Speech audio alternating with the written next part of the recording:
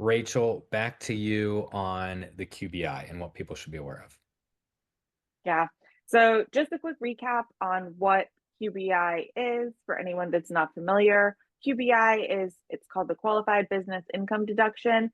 And if you have a pass-through entity, which would be an S corp, a partnership, and even a Schedule C that you're reporting as a sole proprietor, single member LLC, any of those businesses where you're paying the tax or the business on your personal return, there's something called the Qualified Business Income Deduction, where you can get a deduction of up to 20% of the business profit on your tax return.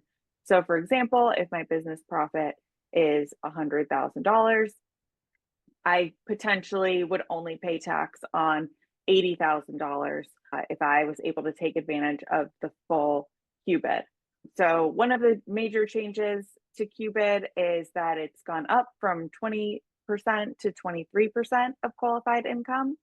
And then it's still subject to the same limitations, but for specified service businesses, the limitations have expanded. So it's available to more people. And what I mean by those limitations is right now, if you're a doctor, a lawyer, an accountant in a professional service business, then you're not as eligible for that QBID deduction.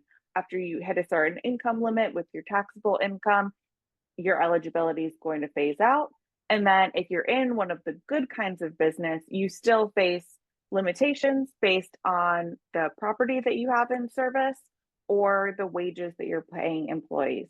That means that 20% is going to be limited to the lower of 20% of the business deduction or the higher of 50% of your wages or 2.5% of your property placed in service. And I know that's a word salad, so no need to understand it, but there are limitations.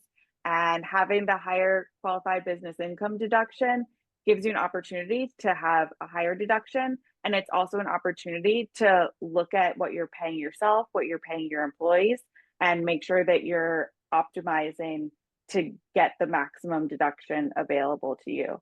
Because usually, when you're paying yourself from an S corp or from a partnership, the incentive is really to pay yourself as little as possible. But with the qualified business income deduction, priorities can shift, and you can actually end up with a better tax outcome by paying yourself more. So it's important to look at that and make sure that you're getting the most out of the opportunities available to you.